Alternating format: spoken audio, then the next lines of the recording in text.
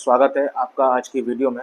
तो आज हम शुरू करने वाले हैं चैप्टर 2 क्लास 11 बायोलॉजी का biological classification NCERT line by line, जैसा कि हम पढ़ते आ रहे हैं। काफ़ी टाइम हो गया, लास्ट वीडियो आए बहुत दिन हो गए हैं, तो अब रेगुलर वीडियोज़ आएंगी और इसको आप देखें जिससे आपको फ़ायदा मिलेगा। मैं अब शुरू कर रहा हूँ, ठीक है, बिल्कुल ज़ीरो से। तो चैप्टर 2 बायोलॉजिकल क्लासिफिकेशन पहली क्लास है ये। इसमें हम जो पढ़ने वाले हैं, इसमें जो पहली लाइन ये कह रही है कि जो एरिस्टोटल था यानी जो अरस्तु था, उसने क्लासिफिकेशन करने के लिए यानी बांटने के लिए साइंटिफिक बेस का इस्तेमाल करा, यानी साइंटिफिक बेस को उसने यूज करा। पहला क्या करा, उसने प्लांट्स को मॉर्फोलॉजिकल कैरेक्टर्स के आधार पर बांट दिया, है ना। मॉर्फोलॉजिकल मतलब जो देखने फिजिकली हम देख सकते हो, है ना, फिजिकली हम देख सकते हो। पहला है ट्रीज। देखो आप देखे होंगे अपने ट्रीज कैसे कैसे होते हैं। श्रब्स आपने देखे होंगी, झाड़ी होती है बहुत सारी, और आपने जड़ी बूटियां देखी होंगी, उनके साइज उनसे भी छोटा होता है ना। तो जो एरिस्टोटल था उसने प्लांट्स को मॉर्फोलॉजी के बेस पर 3 कैटेगरीज में बांट दिया था, ट्रीज, शर्ब्स एंड हर्ब्स, ठीक है। और इन्होंने जो एनिमल्स थे उनको भी बांटा था 2 ग्रुप्स में, है ना। पहला था आरबीसी के होने का और दूसरा था आरबीसी नहीं होने का। अगर कोई जीव है, कोई लिविंग बीइंग है, उसके अंदर आरबीसी है तो वो पहले ग्रुप में आएगा, और कोई जीव है जिसमें आरबीसी नहीं है वो दूसरे ग्रुप में आएगा। तो ये एरिस्टोटल ने बताया था। फिर आगे क्या होता है कि कैरोलस लीनियस था, है ना, साइंटिस्ट था।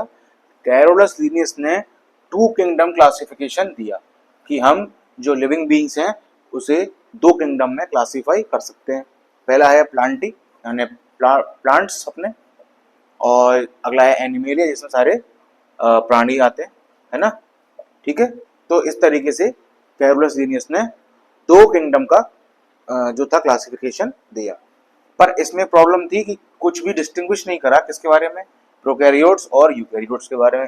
प्रोकैरियोट्स क्या होते हैं आप जानते हैं, जो जिनका जो न्यूक्लियस होता है वो प्रिमिटिव होता है, यानी कि इतना डेवलप्ड नहीं होता है। और दूसरे होते हैं यूकैरियोट्स, जिनका जो न्यूक्लियस होता है वो अच्छा डेवलप्ड होता है, उनके अंदर एडवांस्ड फीचर होते हैं, ठीक है। Unicellular plus multi cellular, photosynthetic यानी कि ग्रीन एल्गी ये, और नॉन फोटोसिंथेटिक यानी कि फंजाई। ये जो चार तरीके की जो चीज थी, इनको भी क्लासिफाई नहीं कर पाए वो कि प्लांट्स यूनिसेल्युलर हैं या फिर प्लांट्स मल्टी सेल्यूलर हैं। प्लांट्स ऐसे हैं जो फोटोसिंथेटिक हैं, और ऐसे भी हैं नॉन फोटो सिंथेटिक हैं। तो अब इससे क्या हुआ कि एक तरीके का और एक जो था क्लासिफिकेशन की नीड लगी, इसलिए ये जो था क्लासिफिकेशन इसको क्या कर दिया गया, फेल हो गया ये, है ना, क्योंकि बहुत सारे टाइप के ऑर्गेनिजम्स पाए जा रहे थे। अब क्या है कि मॉर्फोलॉजी के अलावा ना बहुत सारे कैरेक्टर्स की जरूरत थी कि इनको बेस रखकर भी क्लासिफिकेशन किया जाना चाहिए। पहला है सेल का स्ट्रक्चर, कि सेल कैसा है, प्रोकैरियोटिक है या फिर आपका यूकैरियोटिक है। मोड ऑफ न्यूट्रिशन कैसा है ना, न्यूट्रिशन का मोड कैसा है, यानी कि वो खाना खुद बना पा रहा है या किसी और से ले रहा है। नेचर ऑफ वॉल, जो उनकी वॉल है, सेल की वॉल जो है वो कैसी है, ठीक है। उनका हैबिटेट कैसा है, कहाँ वो रहते हैं, उनके अंदर रिप्रोडक्शन के मेथड क्या क्या हैं, और उनका इवोल्यूशनरी रिलेशनशिप कैसा है, यानी कि उनके जो पूर्वज हैं वो हैं कौन, है ना। इन सब की जानकारी भी बहुत ज़्यादा ज़रूरत लगी इनकी, और आगे भी क्लासिफिकेशन किए गए। तो आज की क्लास में इतना रखूँगा, और इसके आगे की जो बात है मैं आपसे अगली क्लास में करूँगा।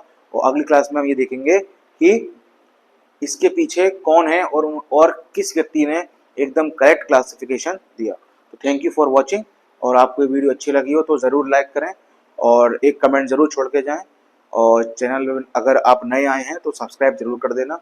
तो ऐसी वीडियोस आपके लिए आती रहेंगी। थैंक यू, नमस्ते।